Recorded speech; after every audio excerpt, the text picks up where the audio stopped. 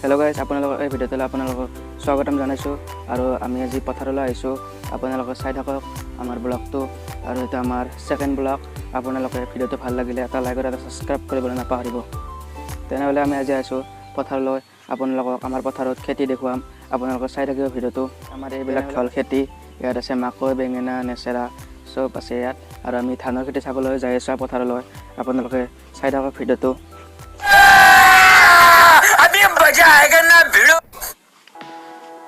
আমাৰ ইয়াত হৈছে এইবিলাক মাকৈ খেতি।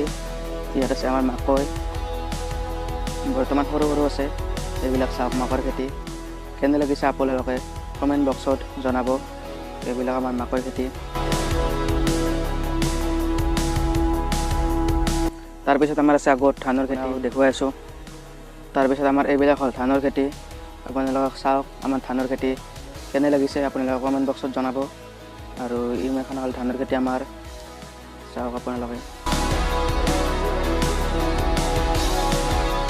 আৰু ইয়াতেও আছে ধানৰ খেতি, আপোনালোকে চাই থাকক। আপোনালোকক দেখুৱাই আছোঁ। এইবিলাক হ'ল মাকৈ, আপোনালোকক এতিয়া দেখাইছোঁ। আৰু এইবিলাক হ'ল ধানৰ খেতি। ইয়াত বহুত ধানৰ খেতি আছে, আপোনালোকে চাই থাকক। কেনে লাগিছে আপোনালোকে কমেণ্ট বক্সত জনাব। আৰু ভিডিঅ'টো ভাল লাগিলে যদি এটা লাইক আৰু এটা ছাবস্ক্ৰাইব কৰিব নাপাহৰিব। আজিৰ এই ভিডিঅ'টো এতিয়া সমাপ্ত কৰোঁ। আপোনালোকৰ লগত ধন্যবাদ।